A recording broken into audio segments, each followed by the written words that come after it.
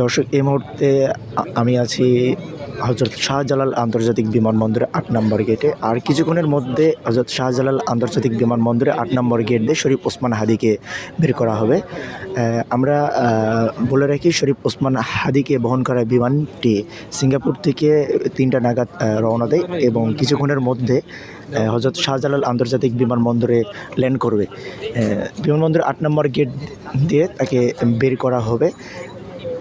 বিমানবন্দরের ৮ নম্বর গেটে পর্যাপ্ত নিরাপত্তা জোরদার করা হয়েছে। সেনাবাহিনী, বিজিবি, র্যাব, আনসার সকল বাহিনী এখানে নিরাপত্তা জোরদার করেছে এবং কোনোরকম হয়রানি থেকে রক্ষা করতে এবং উস্কানিমূলক কর্মকাণ্ড থেকে রক্ষা করতে পর্যাপ্ত সিকিউরিটি গ্রহণ করা হয়েছে।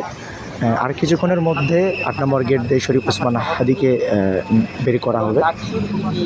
গত 12ই ডিসেম্বর শরীফ ওসমান হাদিকে দুর্বৃত্তরা গুলি করে মাথায়। তাকে তৎক্ষণাৎ ঢাকা মেডিকেল কলেজে চিকিৎসার জন্য নিয়ে যাওয়া হয়। সেখান থেকে তাকে ইভার কেয়ার হসপিটালে পাঠানো হয় উন্নত চিকিৎসার জন্য। তারপর ইভার কেয়ার কর্তৃপক্ষ উন্নত চিকিৎসার জন্য অস্ত্রোপচারের জন্য, মাথায় অস্ত্রোপচার করতে হবে, তার জন্য তাকে সিঙ্গাপুরে পাঠানো হয়।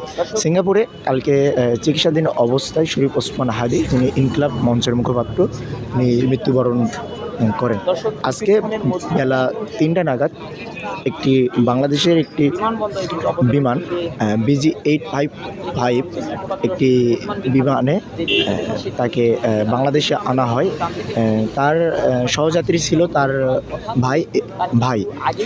তাকে আর কিছুক্ষণের মধ্যে বের করা হবে। আমরা সরাসরি যুক্ত আছি বিমানবন্দরের ৮ নম্বর গেটে।